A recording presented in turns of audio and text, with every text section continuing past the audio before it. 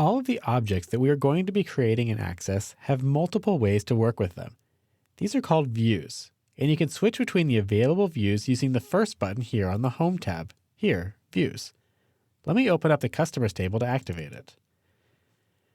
The Views button has two parts. The upper half will toggle between two default states.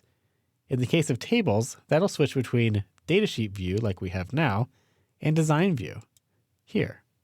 I'll press it again to toggle back. The bottom half of the button will expand to show additional views if available for the object that you're working with.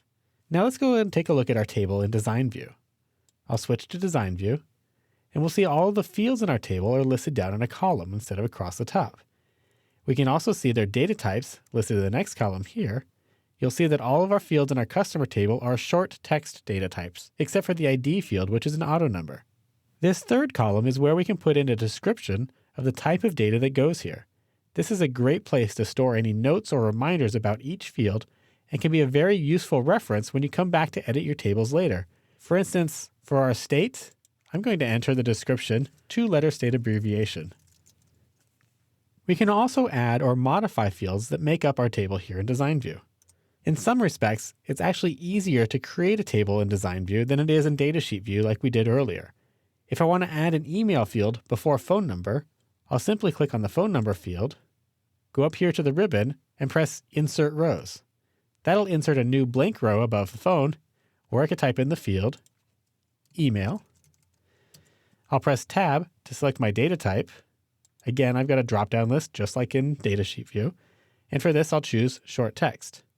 Finally, for the description for this field, I'll enter Customer's Primary Contact Email. Now we can switch our view to Datasheet View to see how that looks. Back on the Design tab, I'll press this View button. Access is going to tell us we need to save the table first. So since we made structural changes, I'll save that change there. And now it takes me back to Datasheet View, where we see our new email field here right before phone. Let's go ahead and go back into Design View. I'll go back, toggle it there, and now we're back in Design View. The gray selection boxes to the left of each field are handles, and we can use those to rearrange the fields. So if I want to move our email to the end, I'll simply click on that gray box and then click and drag to rearrange, and I'll drag it to the bottom. Notice that we can also quickly identify the primary key field in this table. It has the yellow key icon that we saw in the relationships map. This is good information to know, and is something that's not readily apparent when looking at the table in Datasheet View. If you don't have a primary key established for your table, there's a button here on the ribbon to turn it on. So you just click on the field, and then click on primary key to add that to that field. We're going to take a look at the Design View a little bit more in depth in the next few movies, including the bottom half of the screen, which deals with additional properties for each field. Now, because changing our view is a very common task throughout Access, there are a bunch of additional ways to do that.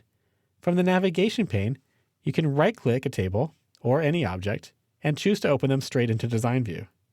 The same applies to the Object's Name tab. If it's already open, you can right-click and change your view here as well. You can switch it to Datasheet View, for example. Again, Access is going to ask me to save changes, so I will. And now I'm back in Datasheet View.